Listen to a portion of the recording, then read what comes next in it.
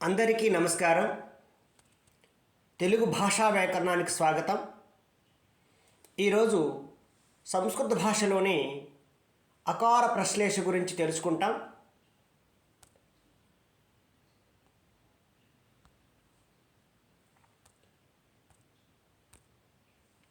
అకార ప్రశ్లేష అంటే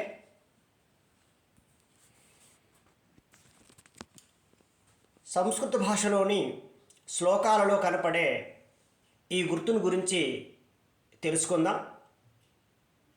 ఈ గుర్తును అవగ్రాహం అంటారు. దీనినే అకార ప్రశ్లేష అని వ్యవహరిస్తారు. ఇది సంస్కృత భాషలోని శ్లోకాలలో ఉంటుంది. ఈ గుర్తుకి మౌఖిక వ్యాకరణంలో స్థానం లేదు, కానీ సంధి కార్యంలో ఆ లోపించినప్పుడు అకార లోపాన్ని సూచించేందుకు వ్రాతలో ఈ గుర్తును ఉపయోగిస్తారు. ఉదాహరణకు గృహే అస్మి, గృహే అస్మి. పూర్వపదంలోని చివరి వర్ణంలో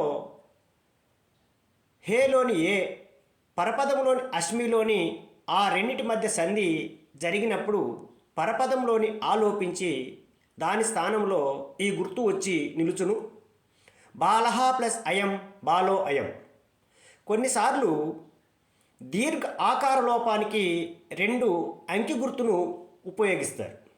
మరికొన్ని ఉదాహరణలు: సీత ప్లస్ ఆగచ్చతి, సీతాగచ్చతి.